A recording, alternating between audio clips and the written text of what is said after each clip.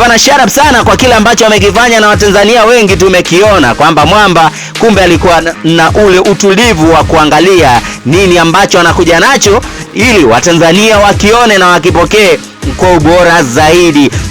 Miongoni pia mwa vitu ambavyo tumeviona pia kwenye komenti zake zikimhusisha pia kwa nini ile ngoma ya I'm so happy ni kwamba kama idea fani hivi Mwamba kaiba, lakini amekuja na tofauti na kujibu kwamba una uwezo wa kuiba. Je, unaibaje? Au sio bana? Amekuja na tofauti wa hilo swali na kulijibu kihivyo, yani anakwambia sio vibaya kuiba, ila inategemea na unaiba ili kufanya nini. Unaweza kaiba ama kukopi kile ambacho unaamini kwamba kinakufaa na ukakiboresha zaidi, kikaonekana na muonekano tofauti na kikaja juu zaidi na kikahiti. Hakuna asiyejua kwa sasa kwamba ngoma yake bana, licha ya watu kuzungumzia baadhi ya komenti kwamba Mwamba kakopi, ila alichokuja nacho bana Watanzania wamekiona na wamekizungumzia zaidi kwamba I'm so happy ni miongoni mwa ngoma ambazo tunaziona ziko kwenye platform na zinabamba kinoma, yani inabamba katika mitandao mingi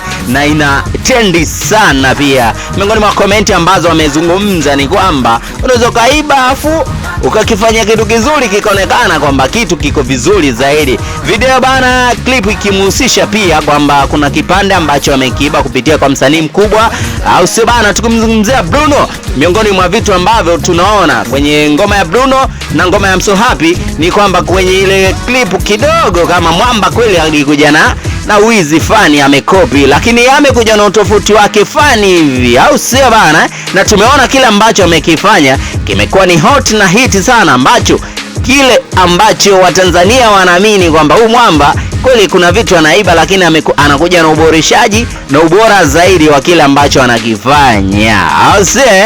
Nao sana shout out sana pia kwa wanangu ambao wananifuatilia kupitia katika mitandao ya kijamii. Au sio bana?